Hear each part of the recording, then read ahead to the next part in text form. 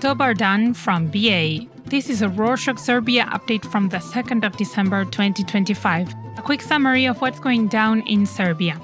3 municipalities, Mionica, Sečanj and Negotin, held local elections on Sunday the 30th, which were marred with verbal and physical incidents as well as irregularities.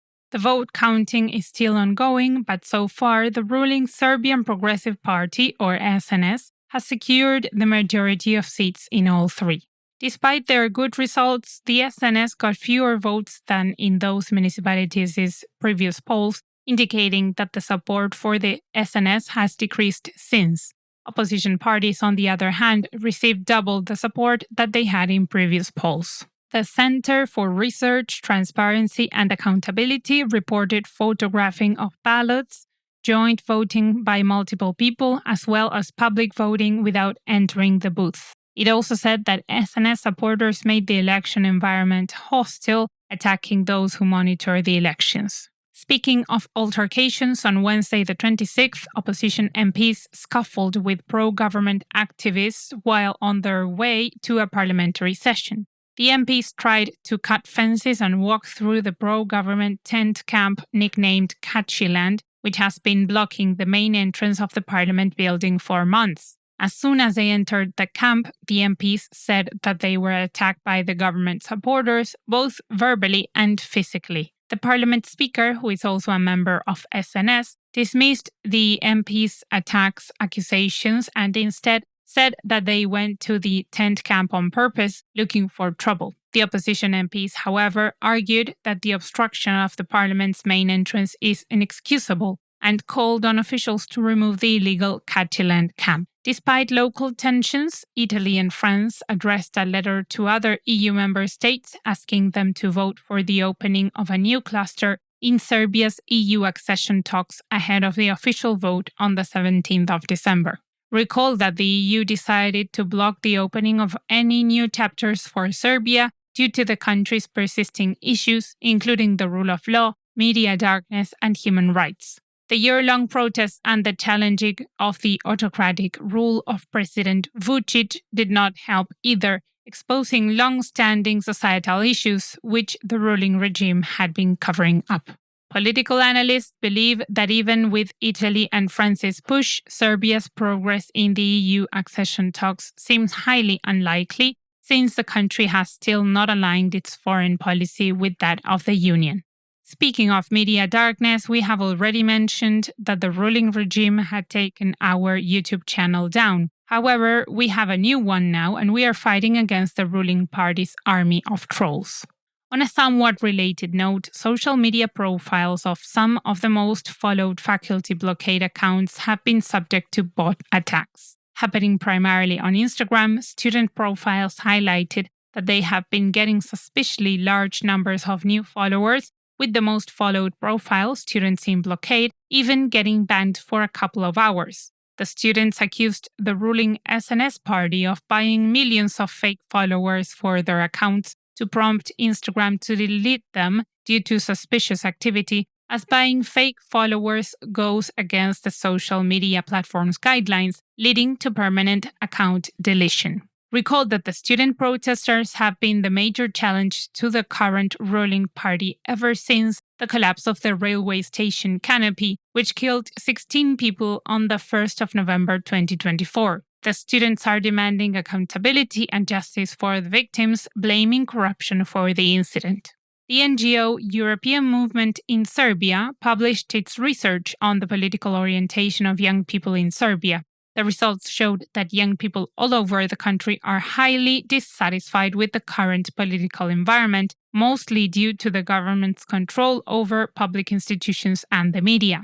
They also cited economic insecurity and job instability as their biggest issue with staying in Serbia. Overall, the report concluded that young people in the country desperately want change, order, and accountability. On Tuesday, the 25th, President Vučić announced that the government had set a deadline for Russia to find a buyer for their holdings in Serbia's mainly Russian-owned energy company NIS. As we have been reporting in previous shows, NIS is currently under US sanctions due to its large Russian ownership, but the US is also warning the Serbian National Bank and private banks in Serbia that doing business with NIS could get them sanctioned too. Serbian officials have decided to give Russia 50 days to find a buyer for their share in NIS. However, Vučić said that if Russia finds no buyers, Serbia would find other solutions than to nationalize NIS, since the nationalization would rid Russia of any profit from selling their shares. On that note about energy, on Thursday the 27th, the state-owned power utility EPS announced that it has started trial operations for its first wind farm in the southeastern town of Kostolac. The EPS said that the new wind farm is a great step toward increasing the share of renewable energy and toward sustainable energy development for Serbia. The wind farm is expected to generate enough power to supply up to 30,000 households. On the economic front, on Tuesday the 25th, the Statistical Office published that September's average net monthly salary amounted to around 110,000 dinars, which is around $1,100, while the median monthly wage totaled at around 83,000 dinars, around $830. Compared to August, salaries increased by around 5%, while they recorded a yearly increase of around 10%. Meanwhile, media outlet Nova reported that Serbia's draft budget law for 2026 plans to allocate around 10 billion dinars, which is around $100 million, for compulsory military service expenses over 3 years. The government said the funds would go to the construction of facilities and infrastructure. State officials have been talking about the reintroduction of mandatory military service for a year now, but the government has yet to adopt the law enforcing it. The implementation of the law would legally require young men to serve in the military for around 2 months.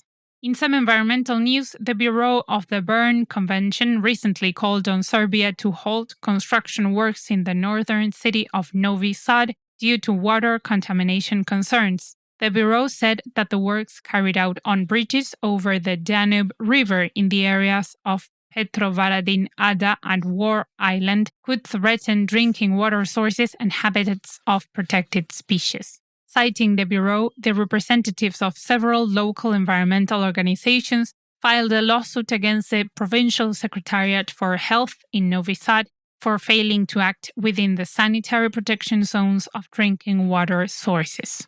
On that note about preservation, several citizens' cultural heritage associations in Serbia have filed an official initiative to the UNESCO World Heritage Center, warning of the potential destruction of the Studenica River basin and the cultural landscape surrounding the Studenica Monastery. In their message to UNESCO, the associations pointed out that the Studenica River basin is threatened by a hydro plant project that plans to build reservoirs at the very source of the river. Finishing off with some cultural updates, the southern city of Nice is hosting its 60th annual book fair, which opened on Saturday the 29th and will run until the 7th of December.